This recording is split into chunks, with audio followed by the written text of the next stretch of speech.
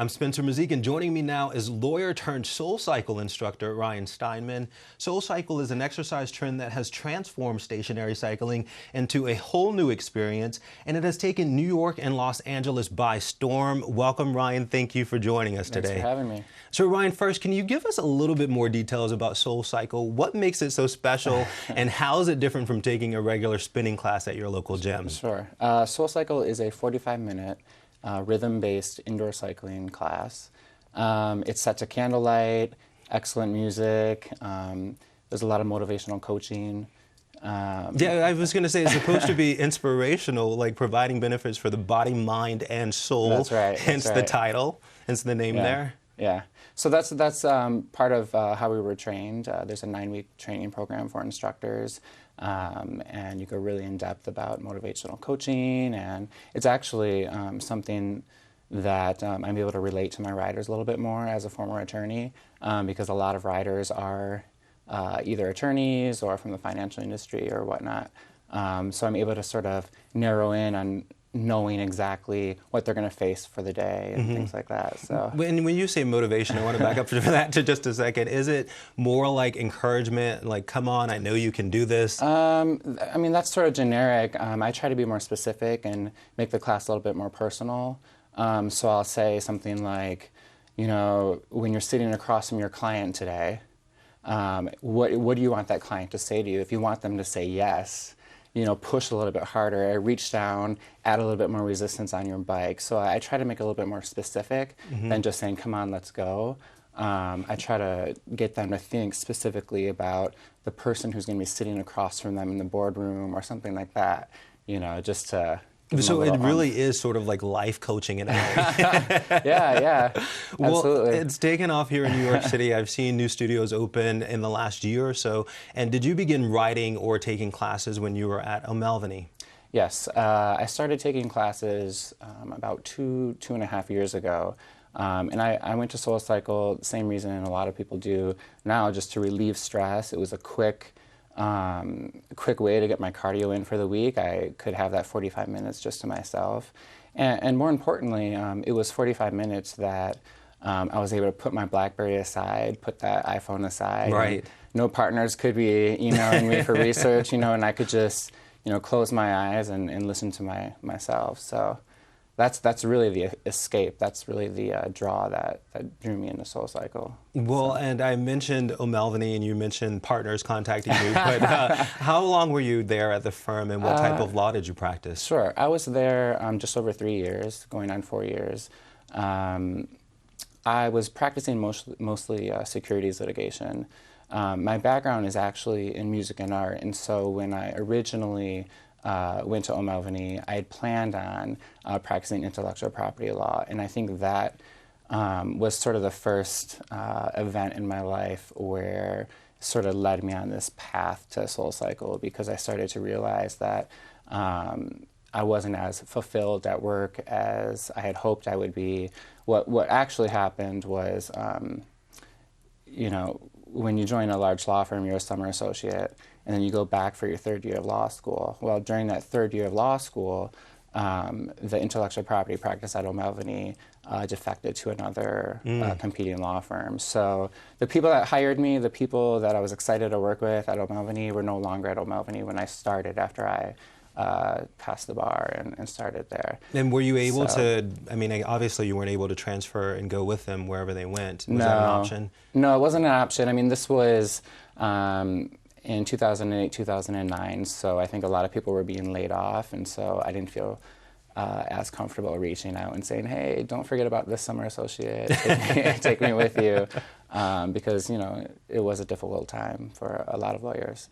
So not having been able to practice IP law, I understand that must have been a blow for you, but how would you describe overall your law firm experience? My law firm experience overall was excellent. You know, I had great training, I had great mentors.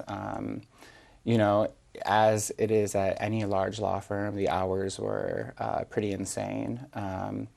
You know, I'd come home late at night, enough time to take a shower and get back to work. You know, that's something that really that's another reason why SoulCycle was so important to me, because it was sort of that 45 minutes that I could take out for myself. Well, I will say, though, that you didn't go directly from college to law school, so you had some time to think about going to law school. So why did you go to law school, Ryan? Right. So my background is in music and art, and I worked for Carnegie Hall for a number of years here in the city. And it was through those experiences that I became interested in intellectual property law. I was interested in copyright, trademark, trade secrets, and that sort of thing. And so when I went to law school, that's really predominantly what I focused on. Any chance I had to take an elective course, it was in intellectual property law. And I was a scholar at the Institute for Information Law and Policy at New York Law School. So when I was interviewing at law firms, I was specifically looking for law firms that had robust intellectual property practices. And as luck would have it, O'Melveny at the time really did. It was quite a sexy and big group, big practice that I was really excited to be a part of. But as luck would have it, they ended up defecting to a different firm before I started. Did you look at other firms, though, who might have intellectual property practices and decide to apply there? Right. So I did, and so the way the timing sort of works when you're dealing with these large law firms is you interview and get hired for a summer associate's position in the fall of your second year of law school. So they're hiring like 2 years out in advance, right? Mm-hmm. So it's sort of a game you have to play. Now that there is so much lateral movement, that lawyers going to different firms and whatnot. So at the time, this was in the fall of 2007, I think. I had my choice of law firm. The economy was fine. It was before the economy tanked. I had 8 or 9 offers from great law firms, and really decided to go to O'Melveny solely because of that intellectual property practice. Tell us, though, how and when did you decide to quit practicing law? So I decided, I was feeling a little unfulfilled doing securities work. It wasn't where my heart was. It wasn't where my passion was. And then this past June, I got married. And I think with any sort of life event like marriage or having kids, you start to reevaluate and look at things differently. And what I originally thought success was, I really started to redefine how I viewed success. And before, I looked at rankings, U.S. News and World Report. I looked at the vault. Here I am working for a top 20 law firm. Clearly, I'm successful. I'm making a certain amount of money. Clearly, I'm successful. And that mentality really started to change after I got married. I started to value things differently. I started to look at how, much time I had to spend with my family. Those special events, for 3 years at O'Melveny, I missed every Christmas, I missed every Thanksgiving with my family. And getting married, it sort of It changed your perspective. It changed my perspective. So did you feel, though, that you didn't want to work as much anymore, or you wanted something different? I wanted something with flexibility, more flexibility. Being a lawyer at a large law firm, you're on call constantly, 24 hours a day, no matter if it's a holiday or a weekend or whatever. And I wanted something where, if I wanted to go to Bryant Park and enjoy the film at night, sitting out in Bryant Park, I wanted to have the flexibility to be, okay, I can do that. So you were looking for anything other than law, or was there something specifically calling or pulling you to SoulCycle? Yeah, I did. I had a calling, sort of. It sounds so strange to talk about, but I had some sort of calling where I felt like, what? I looked at the instructor and I just thought, I think that's what I want to do. That's, correct me if I'm wrong, though. It's because, as an instructor at SoulCycle, as nice as it might be to the pay, I'm sure it's not very comparable to what you were making at O'Melveny. So did you consider this a very risky move? No, I didn't feel risky to me because I'm the type of person that prefers to sort of follow his heart over his head, So it didn't feel risky to me. I knew there were other attorneys, actually, who had made that transition. There's 2 incredible instructors currently at SoulCycle who made the same exact transition. They were also former attorneys. Big law attorneys, wow. Yeah. So there's, I should have had all three of them, yeah. 2 of them here, to have you 3 together. Have a nice panel of us up here.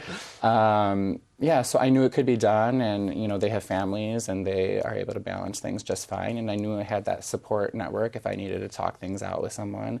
That's the great thing about SoulCycle, is that it's really a community. It's much more than just a 45-minute workout. It's a community of people who support each other. And at the time that you made the decision, though, did you have to worry about repaying any law school loans? You know, I still have my loans. I'm still paying them off. I still make enough money to make my monthly payment on my loans. I would much rather live a full life, a high quality life, a rich life with my family and my friends than stay at a position that wasn't fulfilling me, wasn't making a difference, but you know, I was able to pay off my loans quicker. It doesn't, you know, it seems strange sitting at Bloomberg, you know, saying money doesn't matter or something, but it made me pause for a second to think about my student loans, but it wasn't something I stressed over or worried about, because I knew if I followed my heart and did something I felt passionate about, that things would work out. Well, and following your heart, I don't think, could your family have objected to that? I mean, what did they think about your decision to quit practicing law? You know, I gotta say, that is the most common question I'm asked, and I get asked that question probably on a daily basis. What did your family think? What did your parents think? Mm-hmm. And I think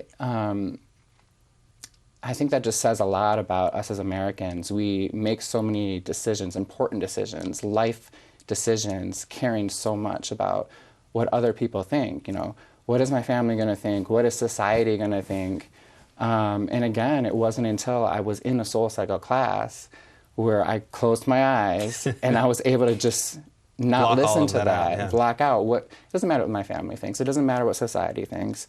You know, what do I want for myself? What kind of life do I want to live? Yeah. No, and I know it doesn't matter what they think, obviously, right, to you, but what anyway, did they to answer your question, yes, my family, I couldn't have a better family. You know, they love and support me no matter what I do. You know, honestly, they just want me to be happy. And so they were excited. You know, the first thing my mom said was, great, you can finally, you know, be here for Thanksgiving and not be off in another room on your laptop reviewing documents or something like that. So I think they were excited for me. Do you think that SoulCycle is just a brief stop on your journey along the way? Where do you see yourself in 3, 4, or even 5 years? You know, I'm not sure. You know, I was sitting down with Julie Rice, one of the founders of SoulCycle, the other day, and she, for some reason, didn't realize that I was a former attorney. And not only that, but she didn't realize I was an attorney that was interested in doing intellectual property work. So it's actually something that SoulCycle has been looking for, as an intellectual property lawyer, now that we're getting so big and we got this great brand to protect.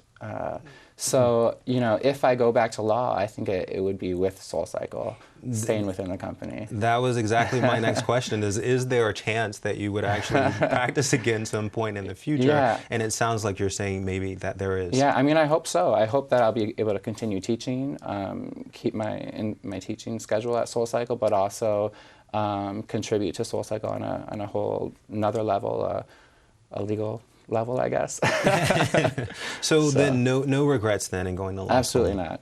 I got to tell you, if you follow your heart and you do what makes you happy, there's nothing to regret. That is certainly the lesson that we've learned here today. Yeah. Before we go, though, I want to ask you about your classes that you teach at SoulCycle. What sets you apart from other instructors? Why should people sign up for your classes, Ryan? That's wow. I think, you know, no matter what you're into in terms of music and style of coaching, there's someone at SoulCycle for you. My style, you know, I play a lot of pop and hip-hop music. You know, like I said, I get pretty specific in terms of how I motivate my riders. So if that appeals to you, I'm your guy, I guess.